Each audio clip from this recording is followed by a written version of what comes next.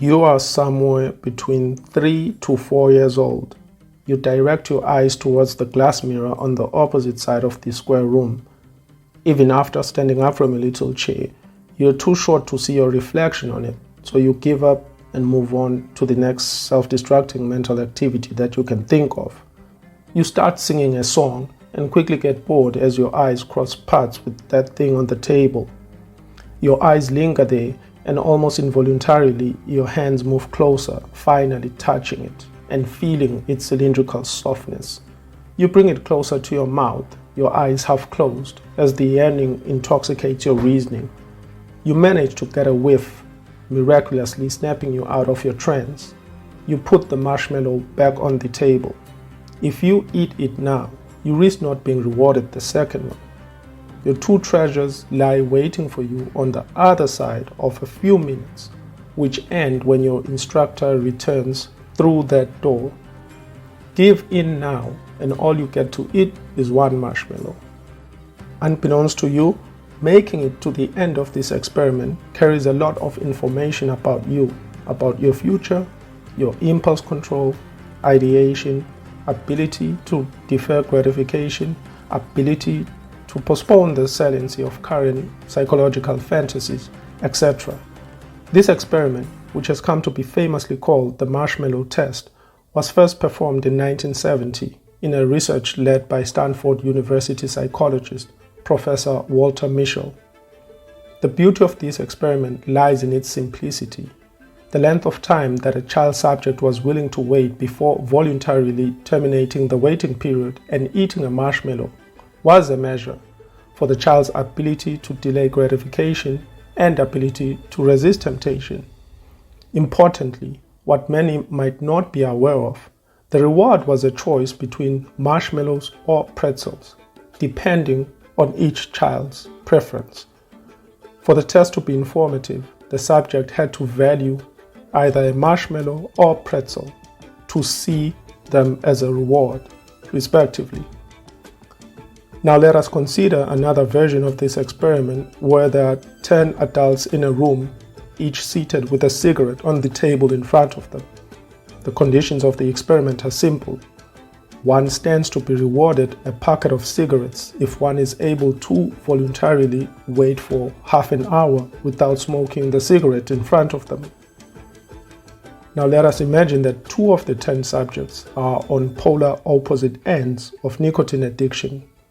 One is a full-blown nicotine addict who smokes a pack a day, and another is a non-addict who rarely ever smokes.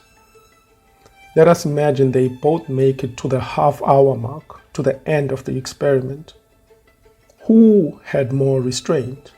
Whose ability to delay gratification was really put to the test?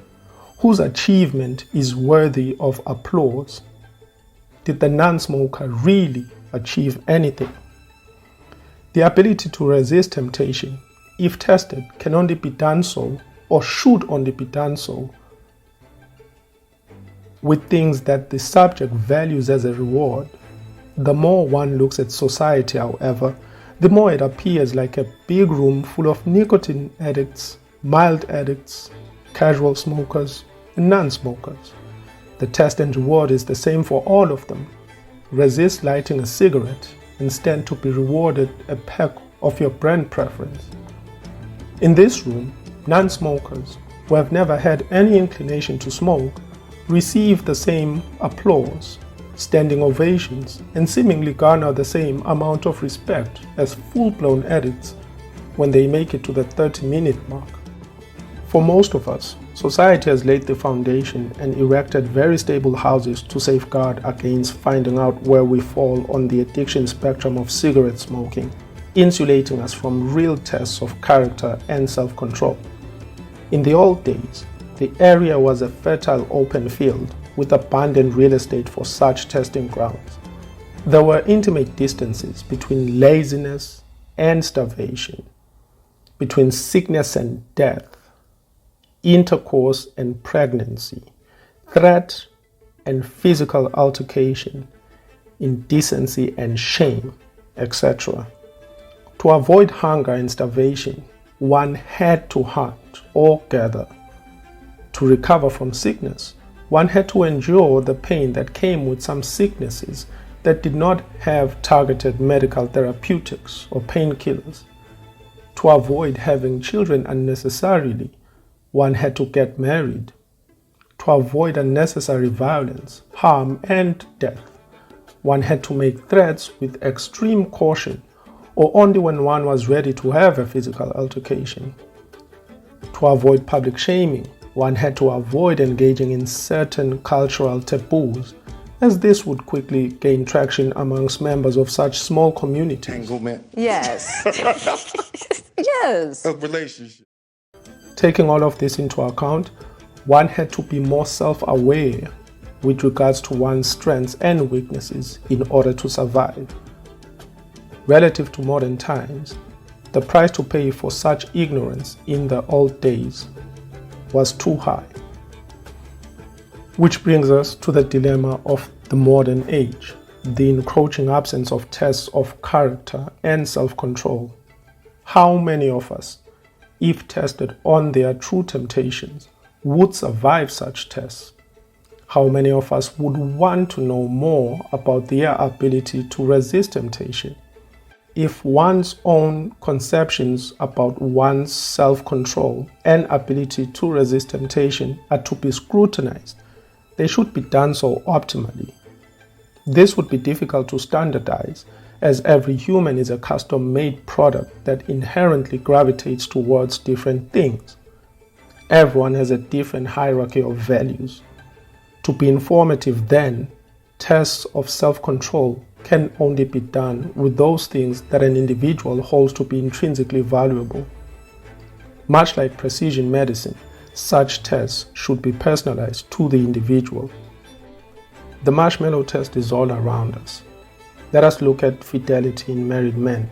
A married man who is tempted by someone they find attractive and who resists such a temptation should not be compared necessarily with a married man who has not experienced being pursued by someone they find attractive. I ain't feeling this, man. These two men, although faithful, exhibit different levels of self-control. One's faithfulness is more reliable, while the other remains Grondiga's cat, whose fate can only be known after the event. And quite unfortunately, the novelty of being pursued by someone a man considers, by his own standards, to be attractive and beyond his league especially, is often too strong a temptation to not risk exploring for some men, maybe even a lot of them.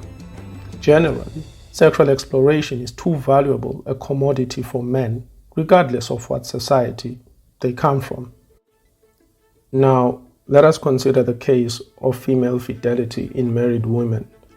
A married woman whose psychological and emotional needs are being prioritized by a man they are attracted to, and who resists such advances, demonstrates more self-control than a woman lacking such pursuit. And honestly has given me a sense of a little bit of an insecurity is the fact that, there are all these women throwing themselves, but me, the past 10 years, I don't have any of that. I have zero, this sounds weird, but male attention. Drawing a parallel, it's akin to an alcoholic who has remained sober for a year, demonstrating more self-control than a casual drinker who has abstained for 2. In encountering generic temptations that societal structures provide, we are prevented, quite unknowingly, from understanding the essence of our own individual struggles. There is no self-awareness without failure, and there is no failure without aim. The aim, if it is to be informative, has to be the individual's own striving. Otherwise, we risk participating in games that are not only not tailored for us, but that we also would not participate in if we knew better. Why strive for extreme wealth when at your core you neither value nor respect it? Why strive for marriage when it holds little value to your personal goals? Why strive for a higher education when you are deeply interested in an alternative route? Why feel guilty for not being social enough, when being social is not something that you are interested in. A lot of time and effort can be saved and directed towards worthy pursuits. A lot of character development stands to be truly unlocked in the pursuit of aims that are self-tailored and custom-made for the individual. A lot of unrealized self-fulfillment stands on the other side of an individual's one-size-fits-self test. Again, the marshmallow test is all around us.